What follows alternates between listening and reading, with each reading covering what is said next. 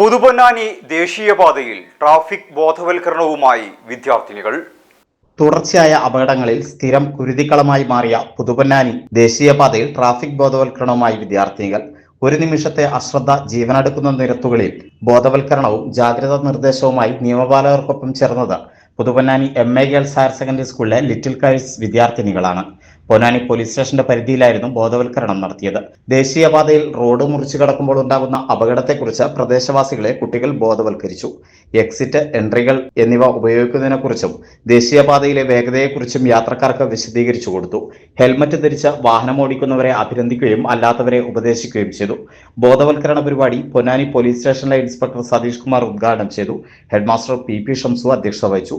ആൻഡോ Francis, PTA executive അംഗം Kafeel, KV Nadeer, little kite മിസ്ട്രസ്മാരായ M Faseela, PT Sameera, Nafsiya തുടങ്ങിയവർ സംസാരിച്ചു. നമ്മൾ റോഡ് നിയമങ്ങളെല്ലാം പാലിച്ചുകൊണ്ട് മാത്രമേ വാഹനത്തിൽ സഞ്ചരിക്കുകയുള്ളൂ എന്നുള്ളൊരു തീരുമാനം എടുക്കുക, അത് ഉറപ്പുവരുത്താം. ഇങ്ങനെ വിട്ടുവിട്ടുള്ള വരകൾ കാണാം, ചിലപ്പോൾ മഞ്ഞ വരകൾ കാണാം, ചിലപ്പോൾ ഒരേ ഡ്രസ്സിലുള്ള വരകൾ കാണാം. അങ്ങനെ ഓരോ മഞ്ഞ ലൈനുകളുണ്ടോ ഈ റോഡിൽ, ഇതേപോലെ ക്ലോസ് ലൈൻ, ഇതിനൊക്കെ ഓരോരോ സിഗ്നലുകളാണ്. അതൊക്കെ നമ്മൾ ആദ്യം മനസ്സിലാക്കണം. ചെറിയൊരു സമയത്ത് അശ്രദ്ധ കൊണ്ട് എന്തെങ്കിലും വലിയ അപകടങ്ങൾക്ക് ആൾക്കാർക്കും അത് ഭയങ്കര ഇതാണ്. അപ്പോൾ അവരെ ബ്രെയിനിനൊക്കെ ഭയങ്കര അപകടങ്ങൾ.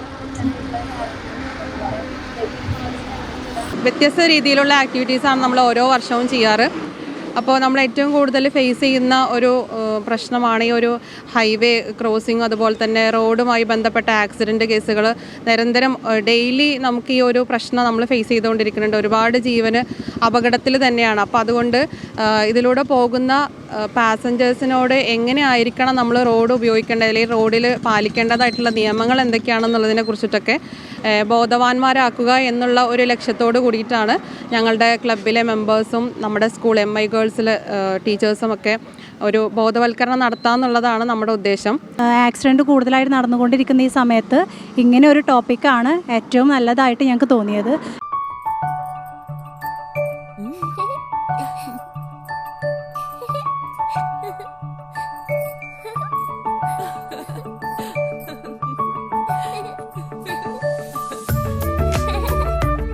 ചില നോട്ടങ്ങൾ പറയാതെ പറയുന്ന ഓർമ്മകളാണ്. ആ ഓർമ്മകൾ എനിക്ക് സമ്മാനിച്ചതെല്ലാം വിലപ്പെട്ടതുമാണ്.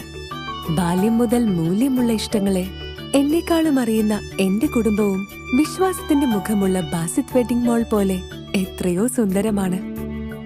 അതെപ്പോഴും കൂടെ ഉണ്ടാവുമെന്നത് ഞങ്ങളുടെ തീരുമാനമാണ്. ആ തീരുമാനം നിങ്ങളുടെ ഇഷ്ടങ്ങളാവട്ടെ.